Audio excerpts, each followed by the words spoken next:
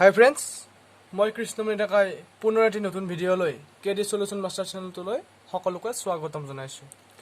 ইয়াৰ আগত আমি ভিডিঅ' কেইটাত বনাইছিলোঁ যে 2015 চনৰ পৰা 20 লৈ ফাৰ্ষ্ট লেছনটোৰ পৰা কিমান কুৱেশ্যন আহিছিল আৰু কিমান মাৰ্কছৰ কুৱেশ্যন আহিছিল, সেই কুৱেশ্যনখিনি আৰু এনচাৰখিনি ইয়াৰ আগৰ ভিডিঅ' কেইটাত আমি আলোচনা কৰিছিলোঁ। আজি আমি এই ভিডিঅ'টোত এটা নতুন লেছনৰ কুৱেশ্যন এনচাৰ আলোচনা কৰিম। সেই লেছনটো হৈছে 2 নম্বৰ লেছনটোৰ পৰা আমি কুৱেশ্যন এনচাৰখিনি আলোচনা কৰিম। 2 নম্বৰ লেছনটোৰ যিখিনি কুৱেশ্যন এনচাৰ 2015 পৰা 20 লৈ আহিছিল, সেই গোটেইখিনি মই এই ভিডিঅ' কেইটাৰ জৰিয়তে দিবলৈ চেষ্টা কৰিম। আজি আমি এই ভিডিঅ'টোত আলোচনা কৰিম 2 নম্বৰ লেছনটোৰ যিটো প্ৰতিলোমৰ ত্ৰিকোণমিতিয় ফলন আছে। এই লেছনটোৰ 2015 চনত কিমান কুৱেশ্যন আহিছিল আৰু কিমান মাৰ্কছৰ কুৱেশ্যন আহিছিল, এই কুৱেশ্যনখিনিৰ ডিটেইলছ এনচাৰ মই দিবলৈ চেষ্টা কৰিম। গতিকে আমি আজি এই পলম নকৰি ভিডিঅ'টো আৰম্ভ কৰোঁ। 2015 চনত যিটো কুৱেশ্যন আহিছিল তাতে ফাৰ্ষ্ট লেছনটোৰ দৰে এই চেপ্টাৰটোৰ পৰাও 2 মাৰ্কছ আহিব, 2 মাৰ্কছ নহয় 5 মাৰ্কছ আহিব। 1 মাৰ্কছৰ কুৱেশ্যন এটা আহিব আৰু 4 মাৰ্কছৰ কুৱেশ্যন এটা আহিব। তেতিয়াহ'লে আমি দেৰি নকৰোঁ, ভিডিঅ'টো আৰম্ভ কৰোঁ। ইয়াত মই 1 মাৰ্কছৰ কুৱেশ্যনটো লিখিয়ে থৈ দিছোঁ।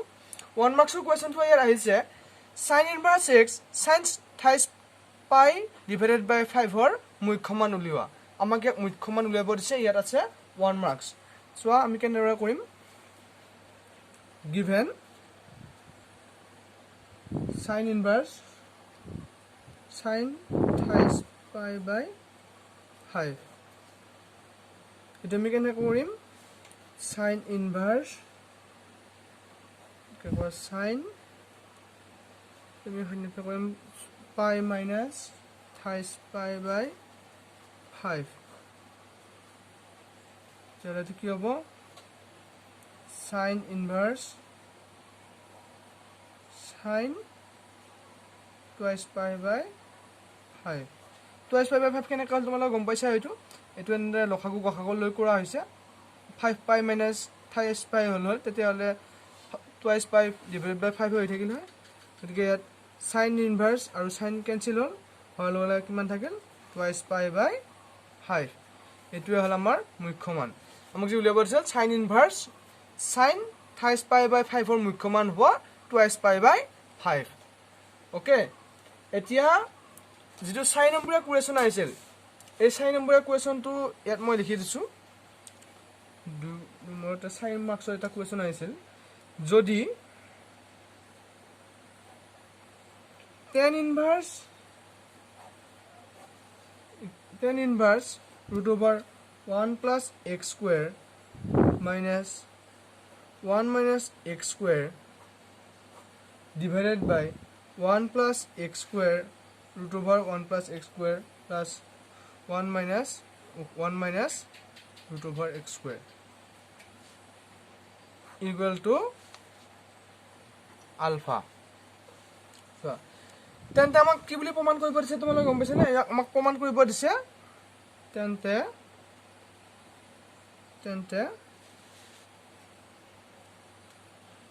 প্ৰমাণ কৰা যে x square is equal to sin twice alpha. ইয়াত আমাক দি থোৱা আছে tan inverse, ব্ৰেকেটত দি থৈছে যে tan inverse যেনেকৈ x y থাকে তাতে দি থৈছে tan inverse root over 1 plus x square minus root over 1 minus x square divided by root over 1 plus x square plus root over 1 minus x square is equal to alpha. তেতিয়া আমাক প্ৰমাণ কৰিব দিছে যে x square is equal to sin twice alpha. তেতিয়াহ'লে আমি কেনেদৰে প্ৰমাণ কৰোঁ তাৰমানে ধৰি ল'ব লাগিব।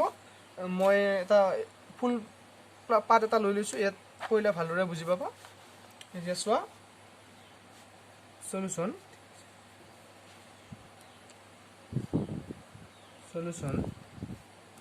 given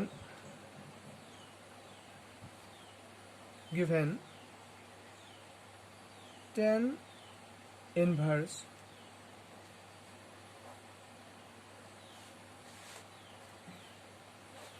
পাতি লোৱা 1 plus root over 1 plus x square minus 1 minus x square root over 1 minus x square divided by 1 plus x square root over 1 plus x square plus root over 1 minus x square.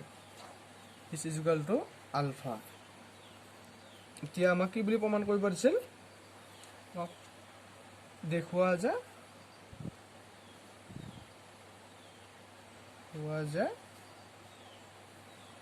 x square is equal to sin alpha.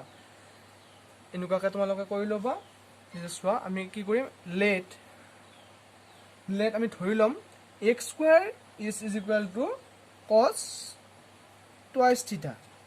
আমাক ইয়াত প্ৰমাণ কৰিব দিছে এইখিনি ব্যৱহাৰ কৰি আমাক প্ৰমাণ কৰিব দিছে x square is equal to sin alpha. আমি ইয়াত ধৰি লৈছো x square is equal to cos twice theta. এতিয়া চোৱা cos twice theta খিনি x ৰ জাগাত x ৰ মানখিনি বহাই দিয়া ইয়াত বহাই দিলে কি হ'ব tan inverse root over 1 plus cos twice alpha cos twice theta plus minus root over 1 minus cos twice theta. যেহেতু আমি x square মানটো cos twice theta ধৰি লৈছো গতিকে x square আমি বহাই দিছো cos twice theta. So 1 plus cos twice theta root over আছে ইয়াত cos twice theta plus root over 1 minus cos twice theta. এতিয়া আমি কিছুমান সূত্ৰ পাইছিলো তোমালোকৰ হেতু সকলোৰে মনত আছে যে cos twice theta is equal to আমি এটা সূত্ৰ পাইছিলো 2 cos square theta minus 1 আৰু এটা cos twice theta আৰু এটা সূত্ৰ আছে তোমালোকে পাইছা cos twice theta is equal to 1 minus 2 sin square theta. এতিয়া এই দুটা সূত্ৰ আমি ইয়াত বহাই 1 নম্বৰ ইকুৱেশ্যন তেতিয়া তোমালোকৰ সুবিধা হ'ব 1 নম্বৰ ইকুৱেশ্যনত আমি যদি এই cos twice theta ৰ মানকেইটা বহাই দিওঁ তেতিয়া হলে আমাৰ কি পাম তোমালোকে চাই যোৱা এটা আমি এই সূত্ৰ দুটা ব্যৱহাৰ কৰিম চোৱা tan inverse ব্ৰেকেটটো দিয়া root over 1 টো থাকিলে plus cos twice theta ৰ আমি কি বহাম ইয়া প্ৰথমতে বহাম 2 cos square theta minus 1 এইখিনি বহাম প্ৰথমতে 2 cos square theta minus 1 minus root over 1 minus 1 plus 2 sin theta. প্ৰথমতে বহালব আমি 2 cos square theta minus 1 আৰু দ্বিতীয় cos twice theta টো জায়গা আমি বহালো 1 plus 2 sin theta divided by ইয়াত কি বহাবা ইয়াত বহা তুমি cos 2 cos square theta minus 1 plus 1 প্ৰথমতে এইখিনি এইটো বহাইছো তাৰ পিছত প্লাস এবাৰ আমি কোনটো বহাম sin থকা উত্তৰটো বহাম root over 1 minus 1 plus 2 sin theta is equal to alpha. ইয়াতো এটা 1 নম্বৰ ইকুৱেশ্যনটো ইকুৱেল টু আলফা দিব ৰৈছে দেই তোমালোকে চাই ল'বা ইকুৱেল টু আলফা. এতিয়া আমি 1 নম্বৰ ইকুৱেশ্যনটো এখিনি বহাই দিলো তেতিয়া এখিনি আমি সম এখিনি কাটা কাটি যাব -1 plus 1 -1 plus 1 মানে -1 plus 1 -1 plus 1 এনেকৈ কাটা কাটি গ'ল এতিয়া আমাৰ কি থাকিল এতিয়া চোৱা ইয়াত আমাৰ থাকিল আৰু tan ইনভাৰ্স টো আমি ইকুৱেলৰ ইফালে এটো সাইডে লৈ যাম তেতিয়া চোৱা ইয়াত কি থাকিব ইয়াত অকল থাকিব root over 2 cos square theta minus root over 2 sin theta sin square theta হ'ব লাগিছিলে sin square theta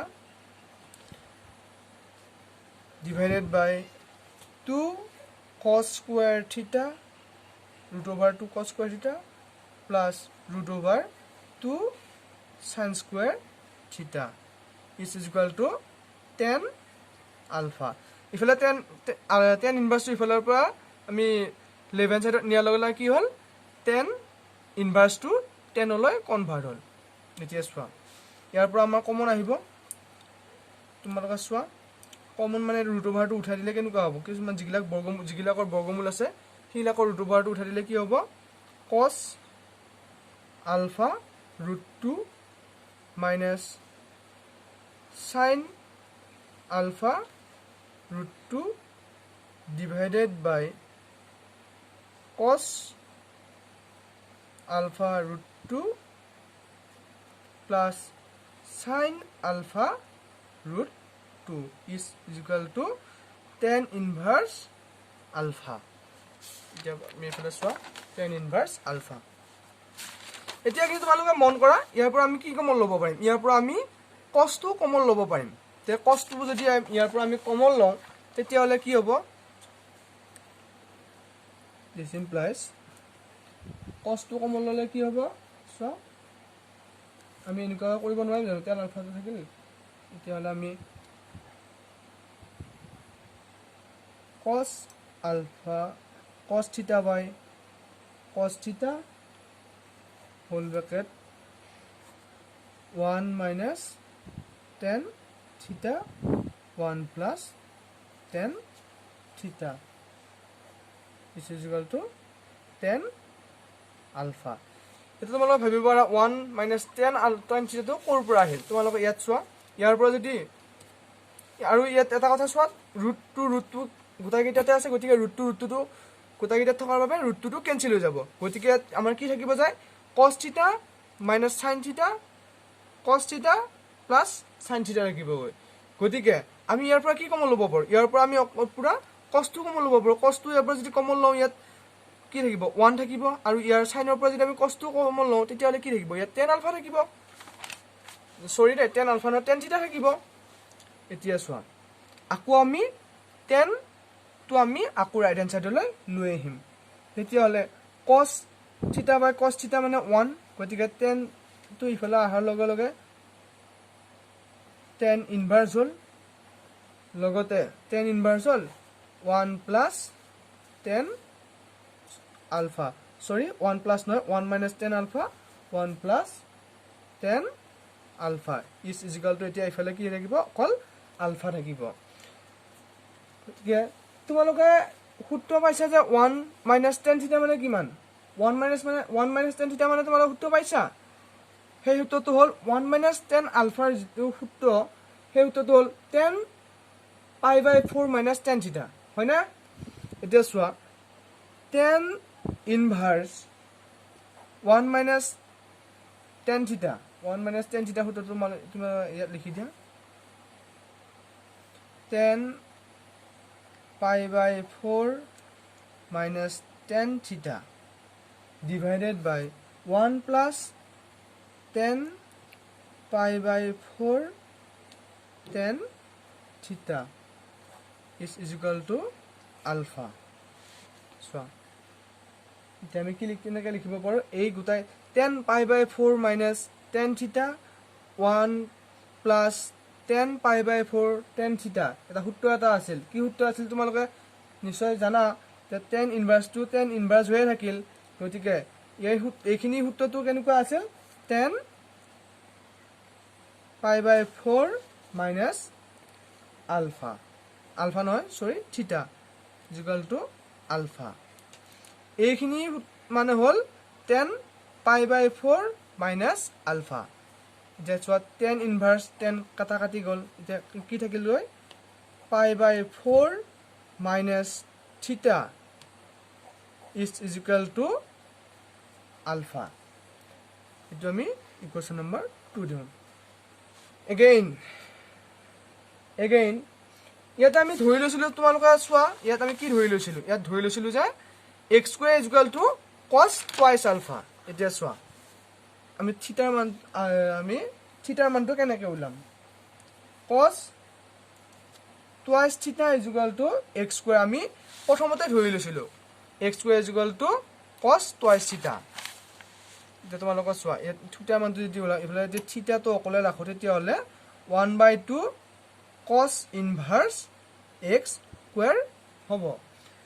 এতিয়া 2 নম্বৰ ইমপ্লেছ যদি কৰোঁ তেতিয়াহ'লে তোমালোকে চোৱা আমি ইয়াত থিটাৰ মানটো বহাই দিয়া π/4 minus 1/2 cos inverse x square